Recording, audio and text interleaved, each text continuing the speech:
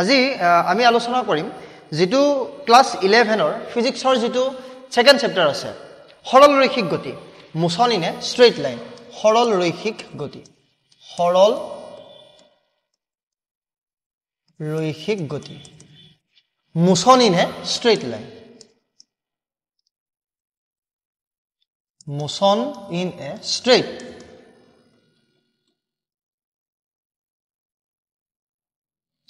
line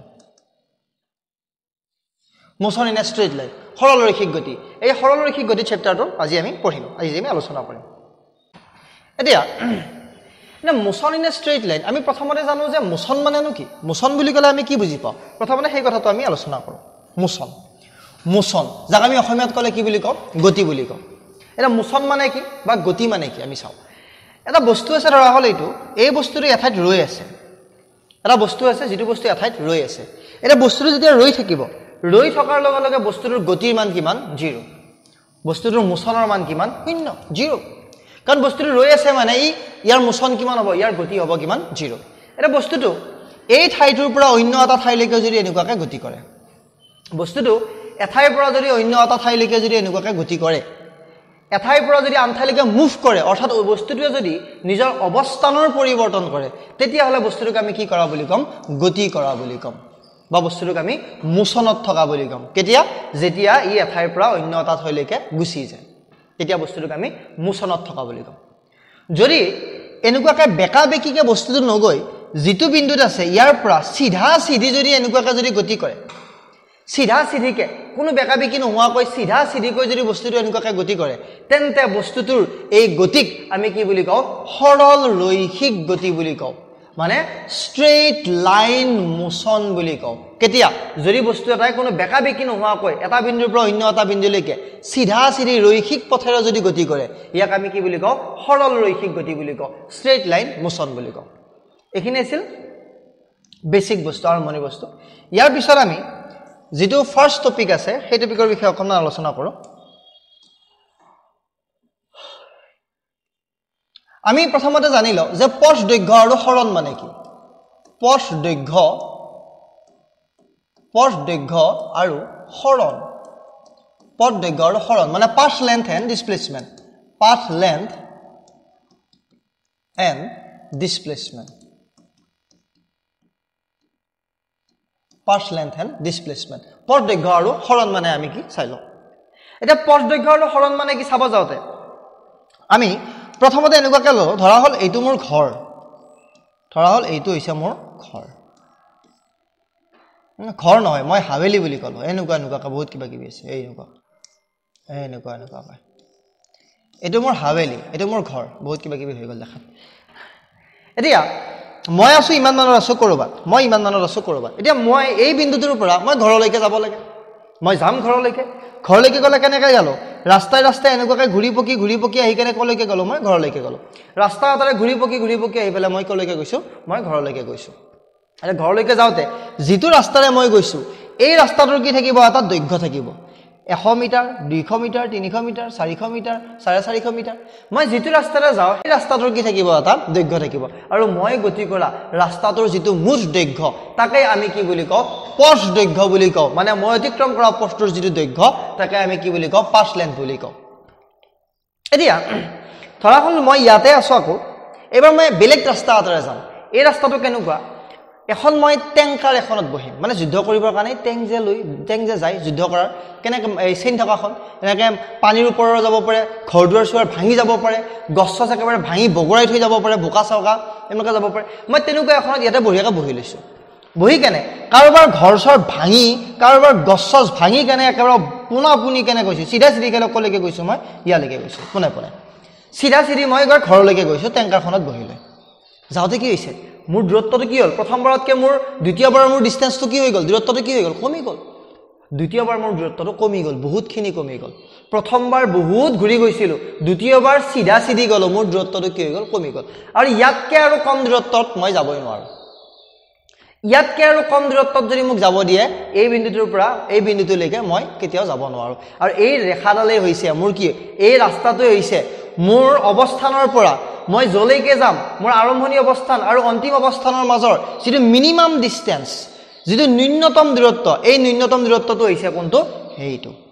এতিয়া মোৰ আৰম্ভণিৰ পজিশন ইনিশিয়াল অৱস্থান আৰু অন্তিম পজিশন যিটো থাকিব ফাইনাল পজিশন যিটো থাকিব অন্তিম অৱস্থান থাকিব এতিয়া আৰম্ভণি আৰু অন্তিম অৱস্থানৰ মাজৰ আটাইতকৈ যিটো ন্যূনতম যিটো মিনিমাম ডিসটেন্স এই মিনিমাম ডিসটেন্সকে আমি কি বুলি কওঁ হৰণ বুলি কওঁ ডিসপ্লেসমেন্ট বুলি কওঁ বুজি পাই গলো কি বুজি পাই গলো যে এটা বিন্দুৰ পৰা অন্য এটা বিন্দুলৈকে যাওতে এনেকুৱাকে ঘূৰি পকি যাওতে যিমান দূৰত্ব মই অতিক্ৰম কৰিলো যিটো পথেৰে গতি কৰিলো যিমান দূৰত্ব অতিক্ৰম কৰিলো এই পথটোৰ দৈৰ্ঘ্যকে মই কি বুলি কওঁ পথ দৈৰ্ঘ্য বুলি কওঁ পাথ লেন্থ বুলি কওঁ আৰু আৰম্ভণিৰ অৱস্থান আৰু অন্তিম অৱস্থানৰ মাজৰ আটাইতকৈ যিটো ন্যূনতম দূৰত্ব যিটো মিনিমাম ডিসটেন্স এই ন্যূনতম দূৰত্বকে আমি কি বুলি কওঁ হৰণ বুলি কওঁ ডিসপ্লেসমেন্ট বুলি কওঁ এতিয়া পথ দৈৰ্ঘ্য আৰু হৰণ মানে আমি কি বুজি পালো এতিয়া মই এটা সৰুকে এক্সাম্পল লৈছো ধৰা হল ইয়াতে আছো মই এবাৰ মই এনেকুৱাকে ঘূৰি পকি ৰাস্তা আতৰে গৈ মই আকৌ আগৰ জাগালৈকে ঘূৰি আহিছো মই এটা বিন্দুৰ পৰা ঘূৰি পকি গৈ কলৈকে আহিছো মই পুনৰ আগৰ এটা জাগালৈকে মই উভতি আহিছো যৰ পৰা আৰম্ভ কৰিছো তলৈকে মই গুচি আহিছো অহাৰ লগে লগে মোৰ পথ দৈৰ্ঘ্য কিমান হৈ গল পথ দৈৰ্ঘ্য মানে কি যিটো পথেৰে মই অতিক্ৰম কৰিম সেই পথটোৰ মোৰ দৈৰ্ঘ্যটো ইয়ালৈকে আহিছো 100 metre 200 metre 300 metre 400 metre 500 metre 600 metre 700 metre মই যিটো পথেৰে অতিক্ৰম কৰিছো যিটো পথেৰে গৈ ঘূৰি আহিছো সেই পথটোৰ যিটো দৈৰ্ঘ্য তাক আমি কি কওঁ পথ দৈৰ্ঘ্য বুলি কওঁ গতিকে মোৰ পথ দৈৰ্ঘ্যৰ মান কিমান ইয়াতে 600 মিটাৰ 600 মিটাৰ কাৰণ মই 600 মিটাৰ এনেকুৱাকৈ গতি কৰিছো কিন্তু মোৰ হৰণৰ মান কিমান হৰণ মানে কি আছে যে আৰম্ভণিৰ অৱস্থান আৰু অন্তিম অৱস্থানৰ মাজৰ যিটো মিনিমাম ডিসটেন্স ন্যূনতম দূৰত্ব আৰু ন্যূনতম দূৰত্বটো কিমান ইয়াৰ পৰা যাত্ৰা আৰম্ভ কৰিছো ঘূৰি পকি ইয়ালৈকে ঘূৰি আহিছো মানে আৰম্ভণি আৰু বিন্দু যোনটো অন্তিম বিন্দু হৈছে সেইটোৱে গতিকে হৰণৰ মান কিমান হ'ব ইয়াতে 0 হ'ব হৰণৰ মান এই ক্ষেত্ৰত হ'ব 0 মানে হৰণৰ মান 0 হ'ব পাৰে হৰণৰ মান 0 হ'ব পাৰে কিন্তু পথ দৈৰ্ঘ্যৰ মান কেতিয়াও 0 হ'ব নোৱাৰে পথ দৈৰ্ঘ্যৰ মান কিমান হয় কিবা এটা থাকিবই যদি বস্তু এটা গতি কৰে কিন্তু হৰণৰ মান কি হ'ব পাৰে 0 হ'ব পাৰে আমি এইটো বস্তু গম পাই গ'লো এতিয়া ইয়াৰ পিছৰখিনি আমি চাম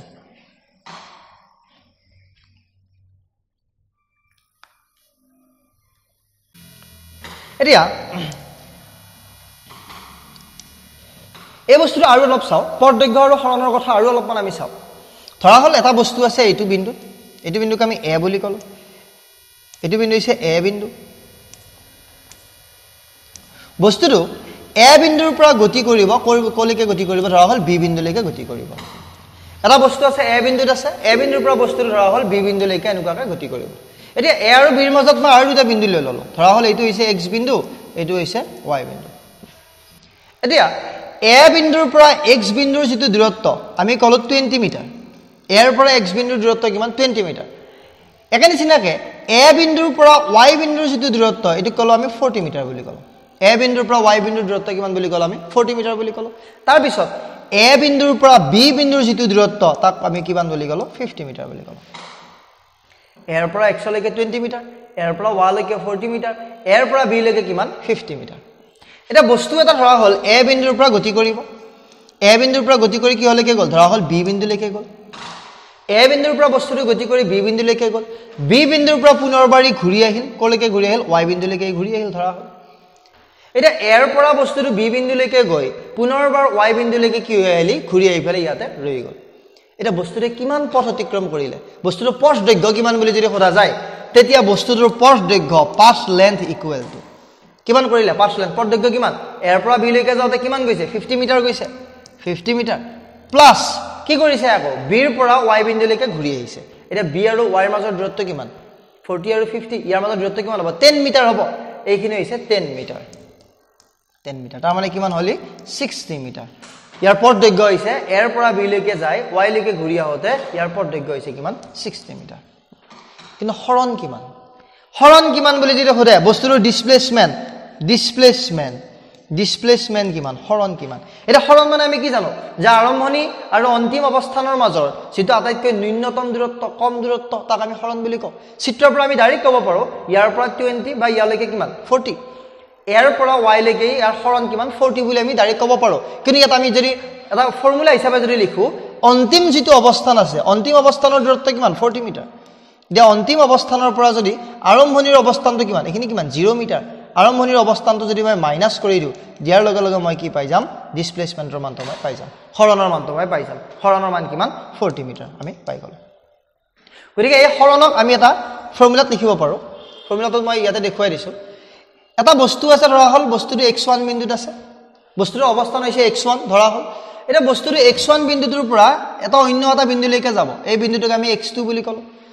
আৰম্ভণিতে x1 আছিল x1 ৰ পৰা বস্তুটো কি হলেকে গুচি গ'ল x2 বিন্দুলৈকে বস্তুটো গুচি গ'ল যোৱাৰ লগে লগে বস্তুটোৰ আৰম্ভণি অৱস্থান আৰু অন্তিম অৱস্থানৰ মাজৰ মিনিমাম ডিসটেন্স ন্যূনতম দূৰত্ব কিমান বুলি যদি সোধা যায় আমি কেনেকৈ উলিয়াম x2 ৰ পৰা আমি কি কৰি দিম অন্তিমৰ পৰা আমি আৰম্ভণিটো কি কৰি দিম মাইনাস কৰি দিম যেনেকৈ ইয়াত কৰিছিলো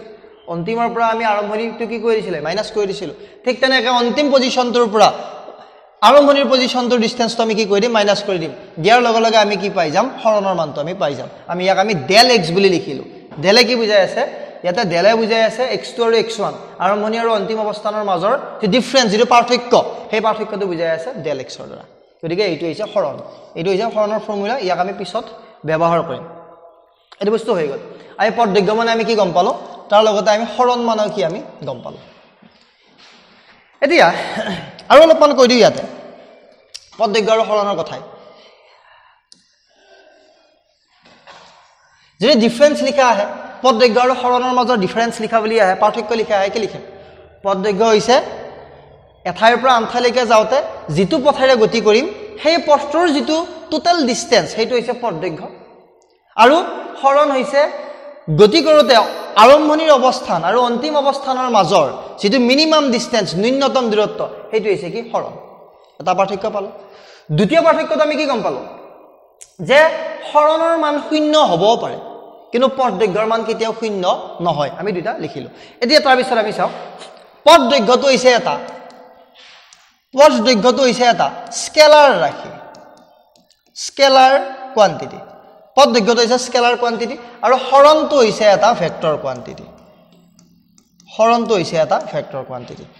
আমি এটা পাৰ্থক্য পাইছো কি পদ দৈৰ্ঘ্য হৈছে এটা স্কেলাৰ ৰাশি স্কেলাৰ কোৱান্টিটি আৰু ডিসপ্লেসমেন্ট বা হৰণটো হৈছে কি এটা ভেক্টৰ কোৱান্টিটি এটা কি বস্তু দুটা স্কেলাৰ মানেনো কি বা ভেক্টৰ মানেনো কি আমি সেই বস্তুটো অকনমান চাও এটা স্কেলাৰ বুলি ক'লে আমি কি বুজি পাওঁ আচ্ছা স্কেলাৰ বুলি ক'লে এইবিলাক ৰাশিক স্কেলাৰ ৰাশি বুলি কোৱা হয় যিবিলাক ৰাশি কি থাকে ম্যাগনিটিউড থাকে মান থাকে যিবিলাক ৰাশিৰ মান থাকে কিন্তু ইয়াৰ দিশ নাথাকে ইয়াৰ কোনো ধৰণৰ দিশ নাথাকে তেনেকুৱা ৰাশিবিলাকক আমি কি বুলি কওঁ স্কেলাৰ ৰাশি বুলি কওঁ আকৌ ভেক্টৰ ৰাশি বুলি ক'লে আমি কি বুজি পাওঁ যিবিলাক ৰাশিৰ মানো থাকে তাৰ লগতে ডাইৰেকশনো থাকে মানে দিশো থাকে যিবিলাক ৰাশিৰ মানো থাকে আৰু যিবিলাক ৰাশিৰ দিশো থাকে মান আৰু দিশ দুইটাই থাকিলে তেনেকুৱা কোৱান্টিটি তেনেকুৱা ৰাশিবিলাকক আমি ভেক্টৰ কোৱান্টিটি বুলি কওঁ বা ভেক্টৰ ৰাশি বুলি কওঁ আৰু যদি কেৱল মাত্ৰ মানে থাকে দিশ নাথাকে তেনেকুৱা ৰাশিবিলাকক আমি কি বুলি কওঁ স্কেলাৰ ৰাশি বুলি কওঁ এতিয়া ভেক্টৰ আৰু স্কেলাৰৰ কথা ইয়াৰ পিছত আমি বিতংভাৱে অধ্যয়ন কৰিম আজি আমি এইখিনিয়ে চাই থলো মানে এইখিনিয়ে জানিব লাগে আজিৰ কাৰণে বাকিখিনি আছে ইয়াৰ পিছত আৰু কিবা কিবি আমি পিছত পঢ়িম এতিয়া আৰু এটা পাৰ্থক্য গম পালো পদ দৈৰ্ঘ্য এটা স্কেলাৰ ৰাশি আৰু হৰণটো হৈছে এটা ভেক্টৰ ৰাশি এটা গম পাই গ'ল এতিয়া আমি ইয়াৰ পিছৰ টপিক এটা লৈকে আহো পদ দৈৰ্ঘ্য আৰু হৰণৰ পিছত অন্য এটা টপিকলৈকে আমি আহো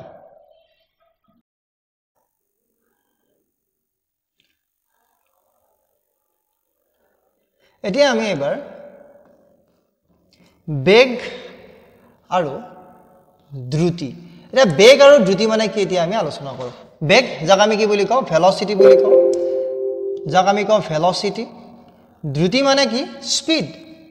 স্পিড বুলি কওঁ দ্ৰুতি এতিয়া আমি বেগ আৰু দ্ৰুতি মানে ভেলোসিটি আৰু স্পিডটো কি বস্তু আমি চাই লওঁ ভেলোসিটিটো কি বস্তু আৰু স্পিডটো কি বস্তু আমি চাই লওঁ এটা বেলেগ বেলেগ বস্তু হয় এতিয়া মই ইয়াতে আছো ধৰা হল এইটো এ বিন্দু এ বিন্দুৰ পৰা মই অন্য এটা বিন্দুলৈকে যাব লাগে এই বিন্দুটোক মই কি বুলি ক'লো ডি বিন্দু ক'লো ডি বিন্দু বুলি ক'লো মই এ বিন্দুৰ পৰা ডি বিন্দুলৈকে যাব লাগে যাওঁতে মই মাজত দুটা বিন্দু পাৰ হৈ যাব লাগিব এটা হৈছে বি বিন্দু আৰু এটা হৈছে সি বিন্দু মই এৰ পৰা বি আৰু সিৰ মাজৰে মই কি হলৈকে যাব লাগে ডি বিন্দুলৈকে যাব লাগে এটা ধৰা হল বাইক এখন লৈ গৈছো এৰ পৰা ডি বিন্দুলৈকে যদি এখন বাইকত ধৰা হল এনেকৈ গৈ আছো এতিয়া এৰ পৰা বি বিন্দুৰ মাজৰ যেটো ৰাস্তা যিখিনি পথ এই পথ চোৱা কি অত্যন্ত ভাল ৰাস্তা কাৰণে কি বাইকখন লগতে মই খুব জোৰকে যাম খুব বেছি গতিত মই যাম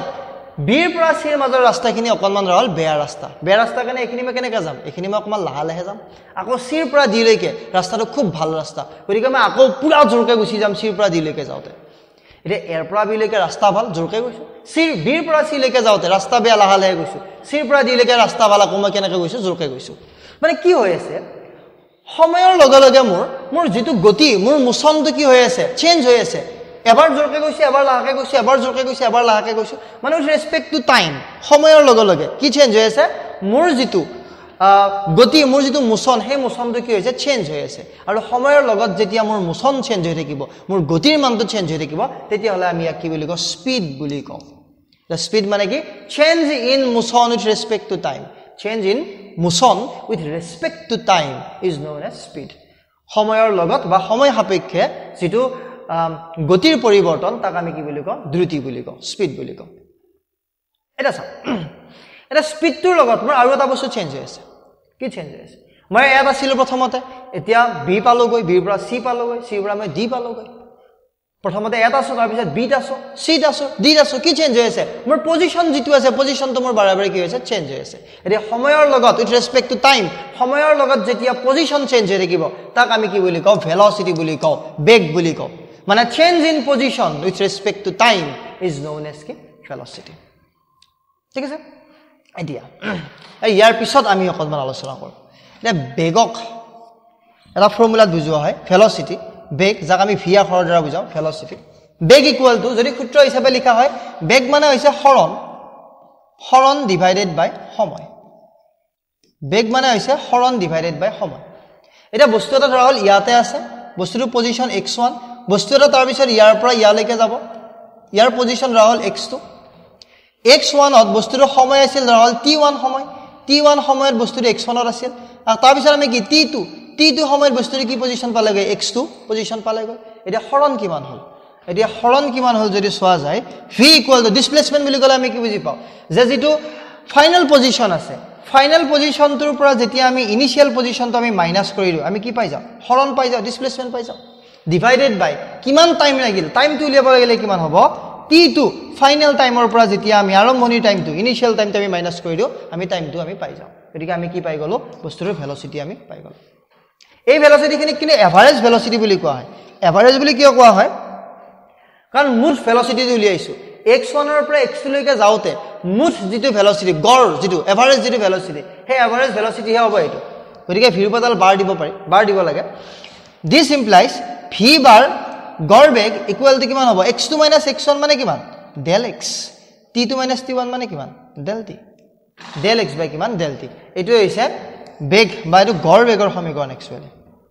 ঠিক আছে এতিয়া আমি নৰমালি চাব গলে ভেলোসিটি বেগ মানে হৈছে হৰণ বাই সময় একানি চিনাকা দ্ৰুতি মানে কি বুলি যদি খোধে দ্ৰুতি মানে হৈছে স্পিড মানে হৈছে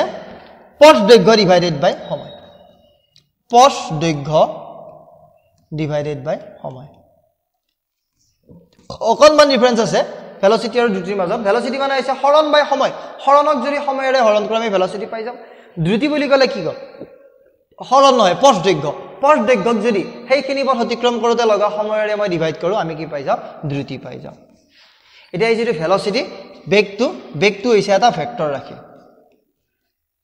মানে কি ইয়াৰ দিশু আছে লগতে ইয়াৰ কি আছে ইয়াৰ মানো আছে বেগটো এটা ভেক্টৰ ৰাখি কিন্তু দ্ৰুতি যেটো আছে দ্ৰুতিটো কিন্তু ভেক্টৰ নহয় দ্ৰুতিটো এটা স্কেলাৰ ৰাখি বেগটো হৈছে এটা ভেক্টৰ ৰাখি আৰু দ্ৰুতিটো হৈছে এটা স্কেলাৰ ৰাখি এটো আমি হৈ গল আমি এইখিনি বস্তু এতিয়া গম পালো